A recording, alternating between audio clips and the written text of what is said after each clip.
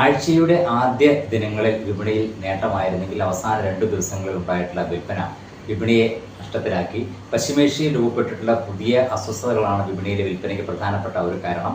ആഴ്ചയിലെ നിലവാരം നോക്കുകയാണെങ്കിൽ ഏതാണ്ട് 1% മുൻനിര ഓഹരി സൂചികളിൽ ഇടിവുണ്ടായത്. സമാനമായ നഷ്ടം രണ്ടാംതര ചെറുകിട ഓഹരികളിലും ഉണ്ടായി.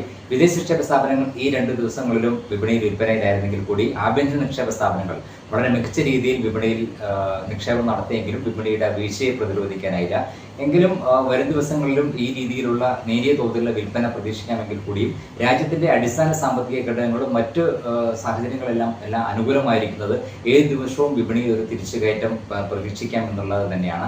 അതുകൊണ്ട് തന്നെ വിപണിയിൽ ഇപ്പോൾ ഉണ്ടായിട്ടുള്ള ഈ ഒരു വിൽപ്പന പുതിയ ഓഹരികൾ വാങ്ങുന്നതിനും നിക്ഷേപകർക്ക് വിപണിയിൽ അനുകൂലമായി ഇടപെടുന്നതിനും പറ്റിയ ഒരു സാഹചര്യമായിരിക്കും. അതുകൊണ്ട് തന്നെ ഈ വീഴ്ച പ്രയോജനപ്പെടുത്താവുന്നതാണ്.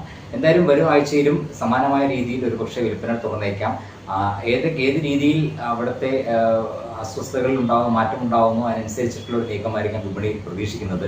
ഇന്നലെ US വിപണിയിലും യൂറോപ്യൻ വിപണിയിലും വലിയൊരു നഷ്ടം പ്രകടമായിരുന്നു. അതുകൊണ്ട് തന്നെ തിങ്കളാഴ്ചയും അതിൻ്റെ ഒരു പ്രതിഫലനം നമ്മുടെ വിപണിയിൽ ഉണ്ടാവും. എങ്കിൽ കൂടിയും ഞാൻ നേരത്തെ സൂചിപ്പിച്ച പോലെ വിപണിയിൽ ഉണ്ടാകുന്ന ഇത്തരം സാഹചര്യങ്ങൾ നിക്ഷേപകരെ സംബന്ധിച്ചിടത്തോളം ഓഹരികളിൽ നിക്ഷേപിക്കുന്നതിന് പറ്റിയ സാഹചര്യമായിരിക്കും. അതനുസരിച്ച് ആ ഒരു അവസരത്തെ പ്രയോജനപ്പെടുത്താവുന്നതുമാണ്. വളരെ ഉയർന്ന തോതിലുള്ള കയറ്റിറക്കങ്ങളും വരുന്ന ആഴ്ചയിൽ വിപണിയിൽ പ്രതീക്ഷിക്കാം.